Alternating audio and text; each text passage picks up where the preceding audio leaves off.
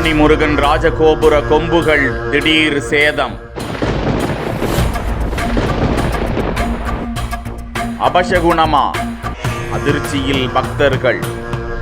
சாமி சொல்ல வருவது என்ன? அறுபடை வீடுகளில் 3ஆம் படை வீடான பழனி தண்டாயுதபாணி கோவிலில் கடந்த 2019ஆம் ஆண்டு டிசம்பர் மாதம் பாலாலயம் நடத்தப்பட்டு கும்பாபிஷேக பணி தொடங்கியது. கொரோனா காலகட்டத்தில் 3 ஆண்டுகளாக கும்பாபிஷேக திருப்பணிகள் நடைபெறாமல் இருந்த நிலையில் பணிகள் நிறைவுற்று கடந்த ஆண்டு ஜனவரி 27ஆம் தேதி 16 ஆண்டுகளுக்கு பிறகு பழனி தண்டாயுதபாணி கோவில் குடமுழுக்கு விழா கண்டது. இந்நிலையில் மலைக்கோவிலின் ராஜகோபுர உச்சியில் ஒரு மூலையில் உள்ள 2 புறமும் கொம்பு போன்ற பகுதியில் ஒரு பகுதி உடைந்துள்ளதால் பக்தர்கள் அதிர்ச்சியடைந்திருக்கிறார்கள்.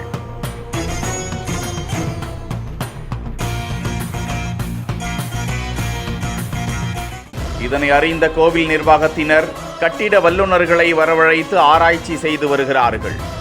பழனி கோவில் தேவஸ்தானம் ஸ்தபதி குழுவிடம் இதனை சரி செய்ய கோரிக்கையும் அளித்துள்ளதாக தெரிகிறது.